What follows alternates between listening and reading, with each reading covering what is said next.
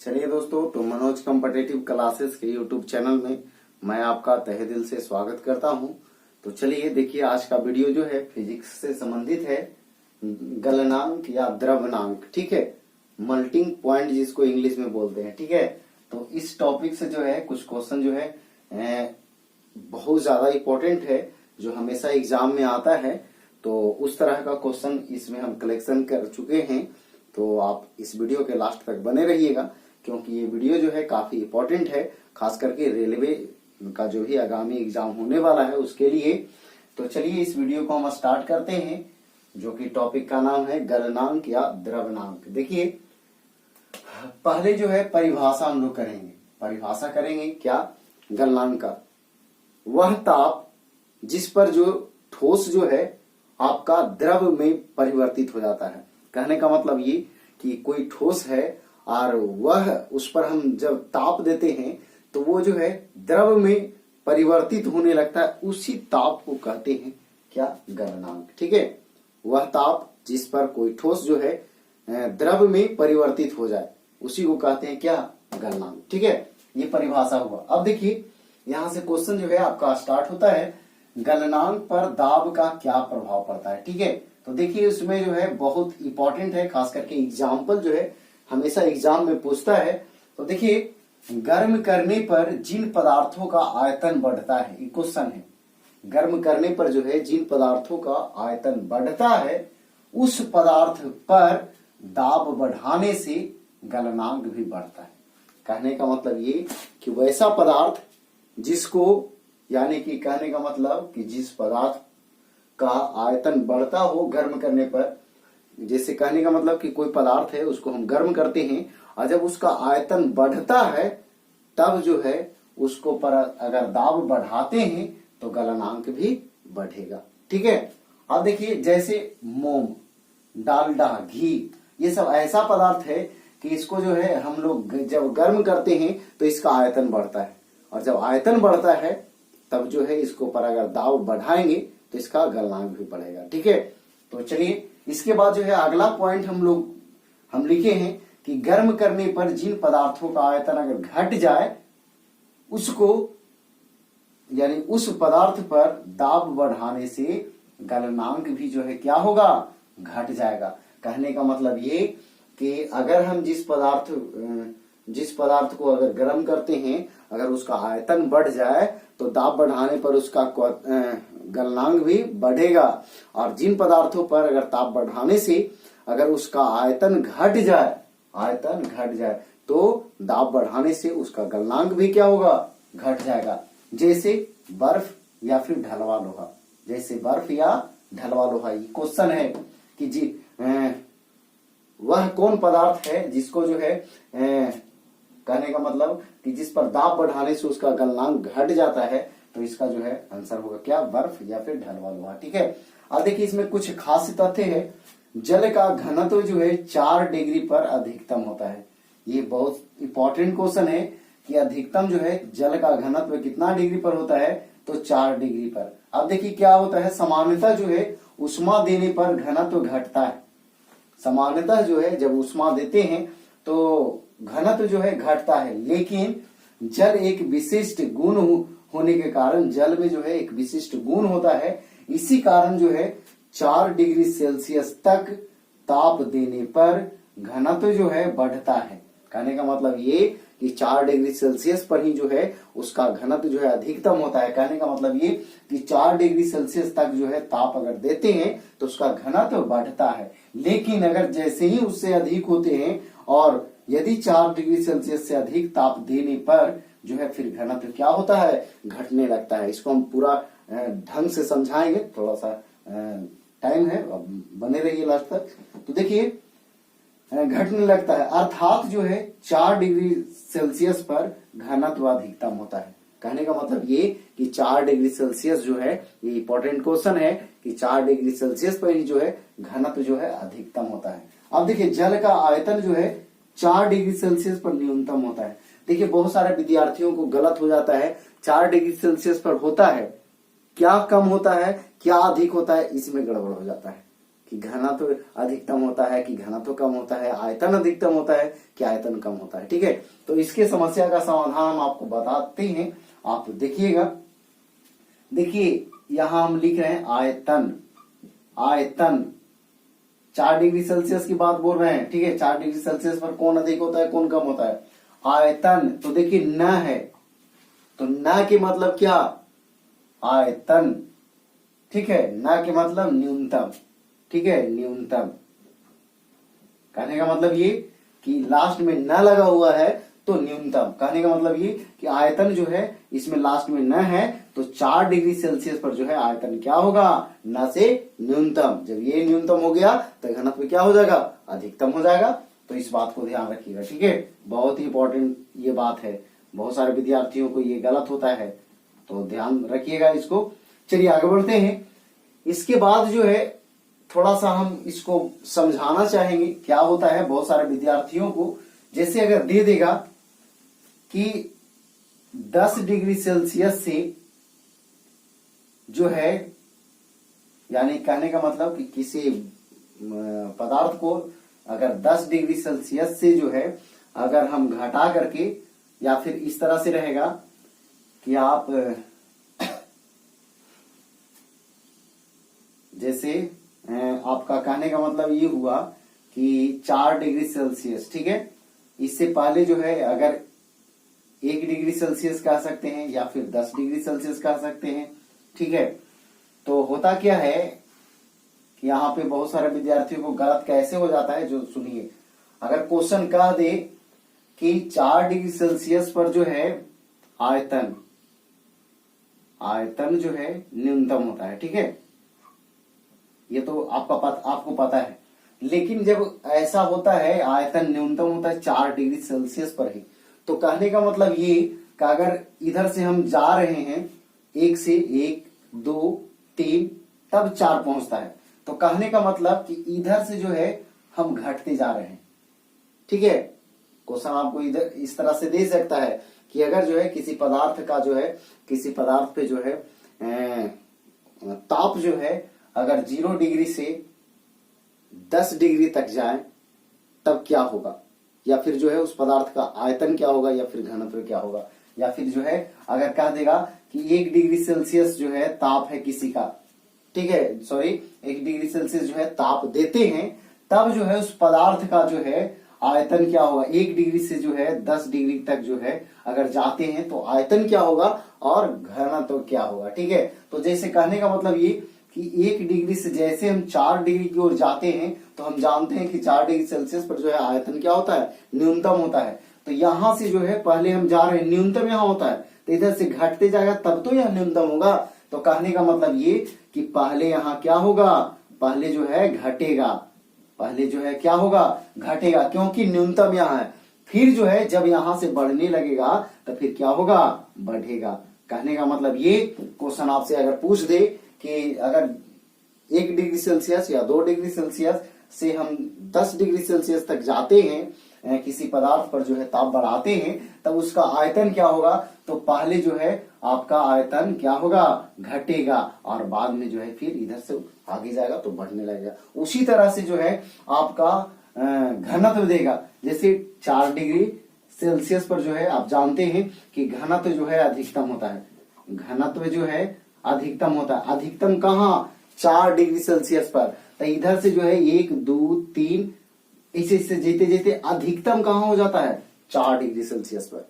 तब यहाँ अधिकतम है तो इसके बाद आगे जो है क्या होगा, घटते जाएगा।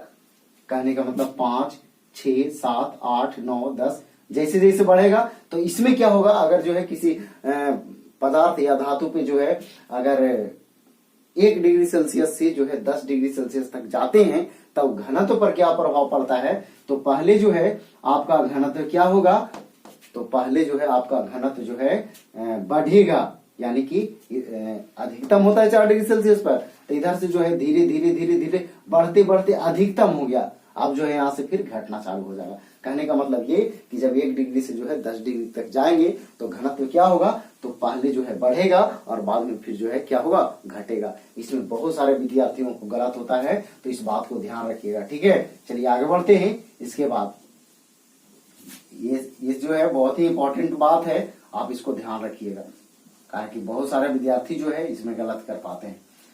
अब देखिए आपको लिखा हुआ है यहाँ पे, बर्फ का विशाल जल समूह जो है तल से पिघलता है क्यों। ये क्वेश्चन है कि बर्फ का विशाल जल समूह यानी बड़ा जो है बर्फ का विशाल जो है बड़ा टुकड़ा है वो जो है तल से पिघलता है क्यों। तो क्यों ये ऐसा होता है, तो देखिए बर्फ जो है ताप के तुलना में दाब जो है तली में अधिक होता है, और ताप जो है दाब अधिक होने के कारण जो है वह जो है तली से पिघलता है। ताप की तुलना में उस पे जो है दाब अधिक प्रभाव डाल पाता है, इसलिए जो है दाब अधिक होने के कारण वो जो है तली से पिघलता है। ठीक है, तो ये क्वेश्चन हुआ। अगला क्वेश्चन है कि बर्फ के दो टुकड़े को आपस में दबाने पर टुकड़े चिपक जाते हैं क्यों। जैसे जो दो बड़ा जो जैसे देखिए ये दो जो है बर्फ का टुकड़ा है, इसको जो है आपस में ऐसे दबाने पर जो है ये बर्फ का टुकड़ा जो है चिपक जाता है क्यों। ऐसा क्यों होता है, तो देखिए जब दो टुकड़े को आपस में दबाते हैं तो दाब बढ़ने के कारण जो है इसका गलनांक जो है घट जाता है। ठीक है, गलनांक जो है क्या हो जाता है घट जाता है, और घटने के ही कारण जो है ये दोनों बर्फ जो है आपस में चिपक जाता है। ठीक है, तो कहने का मतलब ये कि दो बर्फ के टुकड़े जो है आपस में जब दबाते हैं तो चिपक क्यों जाता है, तो दोनों को चिपकाने के समय जो है क्या होता है, दाब जब लगाते हैं तो दाब बढ़ने के कारण जो है उसका गलनांक घट जाता है और वो एक दूसरे में चिपक जाता है। ठीक है, अब जो है आगे क्वेश्चन है कि जाड़े के दिनों में या सर्दियों के दिनों में जो है पानी वाला पाइप जो है फट जाता है क्यों, ये क्वेश्चन है। ठीक है, जाड़े के दिनों में यानी सर्दियों के दिनों में जो है पानी वाला पाइप जो है फट जाता है क्यों। जैसे देखिए सर्दियों में होता है क्या कि काफी कम तापमान होने के कारण जो है जल जो है जमने लगता है। जब जल जो है जमता है तो उसका आयतन बढ़ता है। जल को जमने से आयतन बढ़ता है, और आयतन जब बढ़ता है तो पाइप के अंदरी जो है, जो कह सकते हैं अंदरी सीमाओं पर या अंदरी जो है तह पे जो है वो प्रेशर बनाता है, और जो है कहने का मतलब आयतन बढ़ रहा है तो वो जो है दाब बनाएगा, और वही के कारण जो है वो फिर फट जाता है। कहने का मतलब ये मुख्य रूप से कह सकते हैं कि जाड़े के दिनों में पानी वाली पाइप जो है फट जाती है क्यों, तो कारण यही है कि बर्फ को जमने से उसका आयतन जो है बढ़ जाता है, और आयतन बढ़ने के कारण ही जो है ये पाइप क्या हो जाता है, फट जाता है। ठीक है, अगला क्वेश्चन है कि स्लेज गाड़ी जो है बर्फ पर सुगमता पूर्वक चलता है क्यों। ये भी क्वेश्चन है कि स्लेज गाड़ी जो होता है बर्फ पर सुगमता पूर्वक चलता है, ऐसा क्यों होता है। तो देखिए जब स्लेज गाड़ी जो है, जैसे नॉर्मल गाड़ी जो है बर्फ पे चलना कठिन होता है, इसलिए जो है ये स्लेज गाड़ी का प्रयोग किया जाता है बर्फीली क्षेत्रों में। ठीक है, होता है क्या यहाँ जब स्लेज गाड़ी बढ़ता है तो बढ़ने के कारण जो है वो जब दाब बढ़ता है वहां जो है बर्फ पे दाब पड़ता है, तो वो जो है दाब के कारण जो है उसका गलनांक घट जाता है और वो पिघल जाता है, पानी के जैसा हो जाता है, और वो जो है स्लेज गाड़ी जो है आप सुगमता पूर्वक जो है वो आगे बढ़ता है। ठीक है, तो यही कारण है। कहने का मतलब ये इसमें कह सकते हैं मुख्य रूप से कि दाब बढ़ने के कारण जो है दाब पड़ने के कारण जो है बर्फ का गलनांक घट जाता है, और घटने के कारण जो है फिर वो स्लेज गाड़ी सुगमता पूर्वक वो आगे बढ़ जाता है। ठीक है, तो यहाँ तक हो चुका है। अब देखिए यहाँ पे हम थोड़ा सा कुछ प्रमुख पदार्थों का गलनांक जो है इसमें हम शामिल किए हैं, जिसमें जो है एक दो जो है काफी इंपॉर्टेंट है। जैसे बर्फ का गलनांक जो है 0 डिग्री सेल्सियस। ठीक है, बर्फ का गलनांक जो है 0 डिग्री सेल्सियस। इसके बाद जो है मोम का गलनांक जो है 80 डिग्री सेल्सियस। ठीक है, सेल्सियस ब्रैकेट में लिखा हुआ है। ठीक है, तो सेल्सियस में सभी है। अब देखिए टीन, इसका गलनांक जो है आपका 232 डिग्री सेल्सियस। ठीक है, फिर सीसा का जो है गलनांक जो है आपका 321 डिग्री सेल्सियस सीसा का।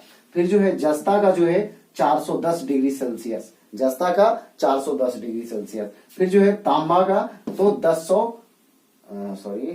जस्ता का 410 डिग्री सेल्सियस और तांबा का 1082 डिग्री सेल्सियस। और फिर जो है लोहा का 1500 35 डिग्री सेल्सियस। तो चलिए एक बार फिर से जो है इसको रिपीट कर लेते हैं, उसके बाद हम समाप्त करेंगे। तो देखिए गलनांक हम लोग कर रहे हैं द्रव्यनांक, ये इसको इंग्लिश में जो है मेल्टिंग पॉइंट कहते हैं। तो देखिए परिभाषा क्या है, वह ताप जिस पर जो है कोई ठोस जो है द्रव्य के रूप में बदलता है उसी को कहते हैं क्या, गलनांक या द्रव्यनांक। ठीक है, अब देखिए दाब, गलनांक पर दाब का प्रभाव क्या है। तो गर्म करने पर जिन पदार्थों का जो है आयतन बढ़ता है उन पदार्थों पर ताप बढ़ाने से दाब बढ़ाने से उसका गलनांक जो है क्या हो जाता है, बढ़ जाता है। ठीक है, जैसे मोम, डालडा, घी। उसी तरह से दूसरे रूप में कह सकते हैं कि गर्म करने पर जिन पदार्थों का आयतन अगर घट जाता है तो दाब बढ़ाने पर उसका गलनांक भी जो है क्या हो जाएगा, घट जाएगा। जैसे बर्फ, और फिर क्या, ढलवा लोहा। ठीक है, इसके बाद हम लोग कहें कि जल का अधिकतम जो है घनत्व जो है 4 डिग्री सेल्सियस पर होता है, यानी कि 4 डिग्री सेल्सियस जो है जल का घनत्व 4 डिग्री सेल्सियस पर अधिकतम होता है, जो कि हम बता चुके हैं कि 4 डिग्री पर अधिकतम होता है। तो पहले जो है अगर 1 से या 0 से कहेगा कि 0 से हम 10 डिग्री सेल्सियस तक बढ़ते हैं तो क्या होगा, या फिर कह देगा -10 डिग्री सेल्सियस से यानी +10 डिग्री सेल्सियस तक जाते हैं तो घनत्व क्या होगा। तो देखिए हम कह चुके हैं कि 4 डिग्री सेल्सियस पर अधिकतम होता है, तब माइनस से अगर 4 तक बढ़ेंगे तो पहले बढ़ेगा, और 4 से जहां आगे बढ़ेंगे तो फिर जो है घनत्व क्या होना लगेगा, तो घटने लगेगा। वही सेम प्रक्रिया जो है आयतन में भी। ठीक है, आयतन जो है 4 डिग्री सेल्सियस पर न्यूनतम होता है। तो कहने का मतलब अगर -10 से हम जाते हैं +10 की ओर तो 4 डिग्री पर जो है न्यूनतम होता है। तो कहने का मतलब ये कि पहले घटते आएगा, घटते घटते घटते एकदम कम हो जाएगा, उसके बाद जो है फिर वहां से बढ़ना शुरू कर देगा, फिर जो है 10 तक जाएगा तो वहां तक बढ़ते जाएगा। कहने का मतलब ये कि अगर आयतन बोलेगा तो -10 डिग्री से अगर 4 डिग्री तक पहुंचते हैं तो वहां घटते क्रम में जाएगा, और फिर वहां से जो है वो बढ़ते क्रम में जाएगा। तो पहले घटेगा और बाद में बढ़ेगा। इस तरह से आपका ऑप्शन रहता है क्वेश्चन का। ठीक है, तो समानता जो है उष्मा देने पर घनत्व घटता है, लेकिन जल में एक विशिष्ट गुण होने के कारण 4 डिग्री सेल्सियस ताप देने पर घनत्व बढ़ता है। 4 डिग्री सेल्सियस तक जो है उसका ताप जो है जब देते हैं तो उसका घनत्व जो है बढ़ता है, लेकिन अगर 4 डिग्री से ज्यादा बढ़ते हैं तब उसका घनत्व क्या होने लगता है, घटने लगता है। तभी तो हम आपको बताएं कि जो है अधिकतम जो है घनत्व होता है 4 डिग्री तक सेल्सियस पर। तो पहले जो है यहाँ 4 डिग्री सेल्सियस तक जो है बढ़ते जाएगा, और उसके बाद जहां उससे आगे बढ़ाएंगे तो वहां से जो है फिर घटना शुरू हो जाएगा। ठीक है, तो ये अभी हम आपको बता चुके थे।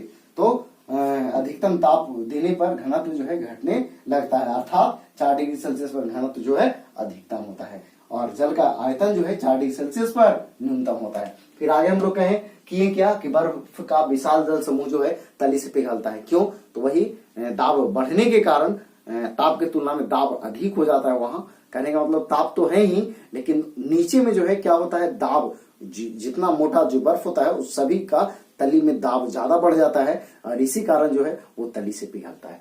और फिर जो है दो बर्फ के टुकड़े को आपस में जब चिपकाते हैं तो दबाते हैं तो वो आपस में चिपक जाता है। क्या होता है कि दबाने पर दाब बढ़ने के कारण जो है उसका गलनांक घट जाता है और वो आपस में चिपक जाता है। ठीक है, तो जाड़े के दिनों में या सर्दियों के दिनों में जो है पानी वाला पाइप फट जाता है। क्यों, तो कारण यही है कि जब जल जो है जब बर्फ के रूप में बनता है तब जो है उसका आयतन जो है बढ़ जाता है, और बढ़ जाने के कारण जो है वो पाइप को फाड़ देता है। ठीक है, और फिर जो है स्लेज गाड़ी पर जो है सुगमता पूर्वक जो है स्लेज गाड़ी बर्फ पर जो है सुगमता पूर्वक चलता है। वही कारण है, क्या कारण है कि जब वो बर्फ पर चलता है तब जो है वो दाब के कारण जो है वो बर्फ जो है पानी में बदल जाता है, यानी कि दाब बढ़ने के कारण वो गलनांक उसका घट जाता है और वो पानी में बदल जाता है, और वो जो है स्लेज गाड़ी आगे बढ़ जाता है। ठीक है, सुगमता पूर्वक। तो कुछ पदार्थों का गलनांक हम लोग किए, जैसे बर्फ का 0 डिग्री सेल्सियस, फिर मोम का 80 डिग्री सेल्सियस, टीन का 232 डिग्री सेल्सियस,